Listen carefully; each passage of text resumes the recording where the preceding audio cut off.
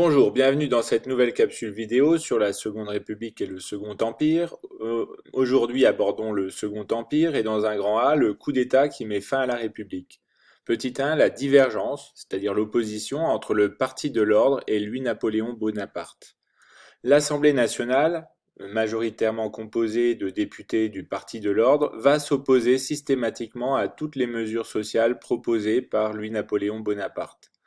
Mais l'élément principal de la divergence repose sur le fait que le Parti de l'Ordre refuse une révision constitutionnelle qui permettrait à Louis-Napoléon Bonaparte de se faire réélire. À partir de ce moment-là, donc, le coup d'État semble inévitable.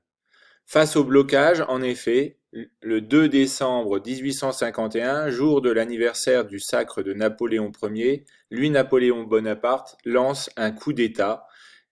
Accompagné par l'armée, il réprime l'opposition à Paris et en province. En novembre 1852, un plébiscite, c'est-à-dire une consultation populaire qui réclame aux citoyens de se prononcer sur la personne qui pose la question, c'est-à-dire êtes-vous d'accord avec la politique menée par Louis-Napoléon Bonaparte, par exemple, est organisé. Celui-ci légitime Louis-Napoléon Bonaparte.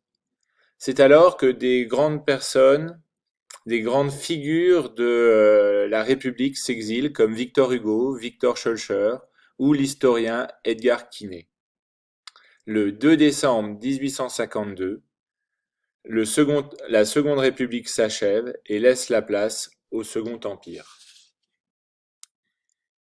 On pourra se demander pourquoi la Seconde République disparaît-elle ainsi.